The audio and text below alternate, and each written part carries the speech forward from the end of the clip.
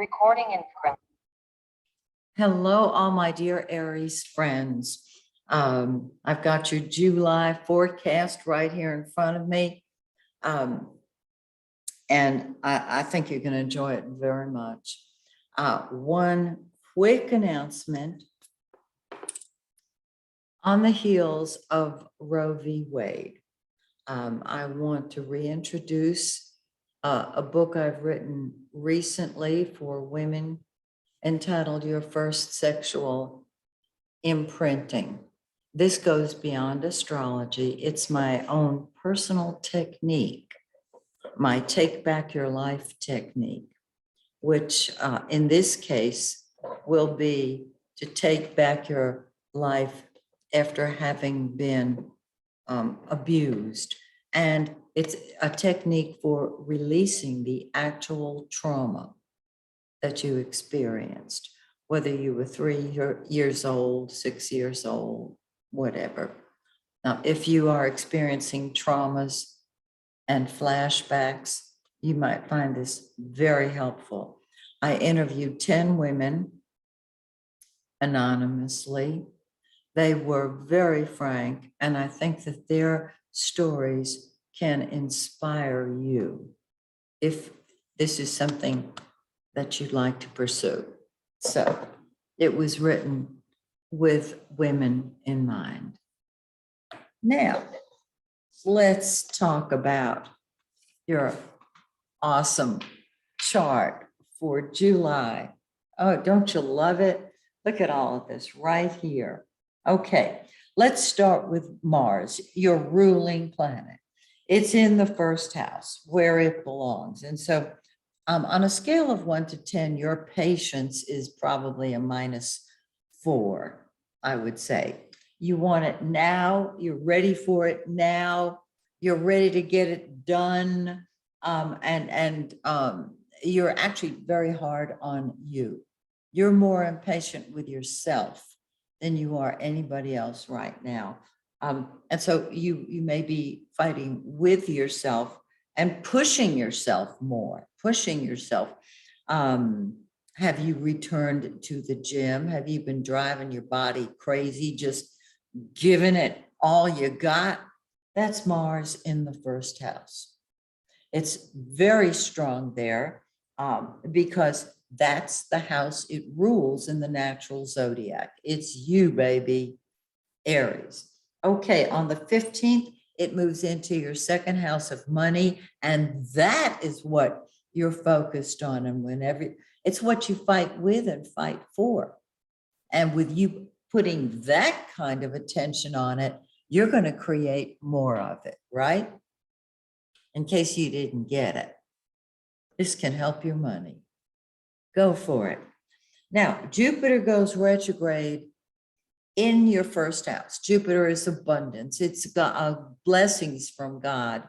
It is joy. It is money. It is happiness. It is optimism. And it's been in the shadow. Have you noticed it hasn't quite been working completely?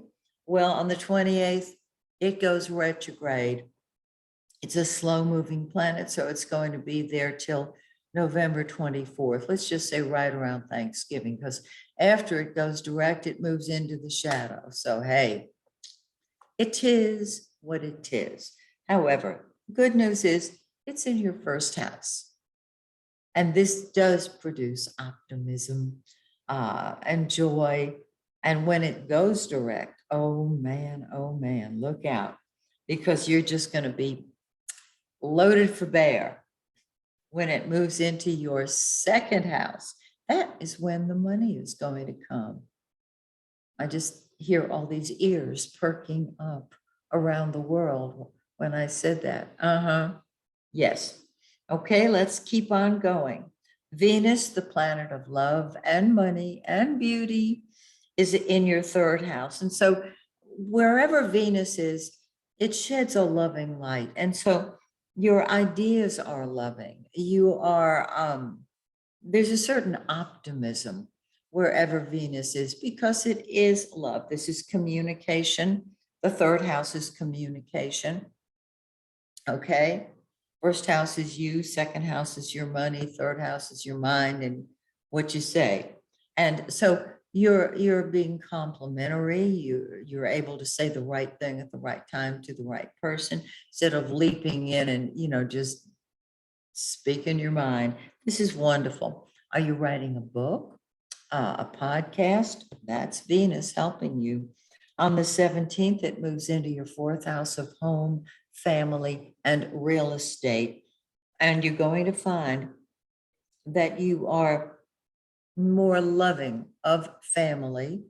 If you're in real estate at all, if you're selling a house or buying a house or renovating a house, after the 17th, things will pick up for you so beautifully, and it will stay in that fourth house for the rest of the month.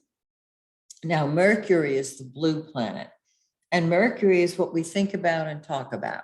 Mercury doesn't trigger anything except your mouth and your mind. Okay. So you got really good ideas. Here it is in your third house of the conscious mind.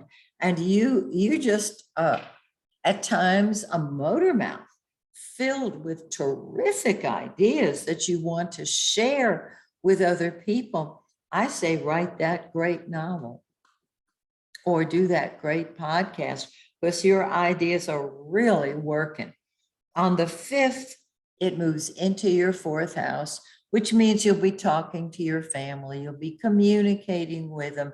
You may be traveling to see them. This would be fine. And then on the 19th, Mercury moves into your fifth house of fun and games. Yes, it's time to enjoy yourself. And if you have children, and pets are children too, you know that. There's more interaction with them, new ideas about them, from them. Our pets do communicate with us. And the yellow planet is the sun, the giver of life. It has been in your fourth house of home, family, and real estate. It has shed a light on your domestic situation. It has helped create new life relating to family and home. And on the 22nd, it moves into your fifth house, and you are ready to spend time with kids, with your pets, but most importantly, you are ready to party. Oh, yes, you are. So be sure and do it. Now, the full moon is on the 13th, and it sits in your 10th house of career. This can bring your career to a head. Usually there is an advancement of some sort because the 10th house is the house of leadership. How exquisite. And things come to a head then. And it's in 21 degrees of Capricorn. Find 21 Capricorn in your birth chart, and this will really explain the whole career picture. 2 weeks later, we'll be in the dark of the moon because after the full moon, the moon starts waning. And the new moon, which is when energy starts beginning, expressing itself, will be on the 28th of the month, same day that Jupiter goes retrograde. The new moon adds life wherever it goes. And so we're talking about fun. We're talking about games. We're talking about kids. This new moon is in 5 degrees of Leo. Find 5 Leo in your birth chart. And this is where the energy is really going to start moving. Yours, in your case, party, enjoy, love it. So that is your beautiful forecast. I hope you have a great July, and I hope you'll join me again next month when, once again, I look at your forecast.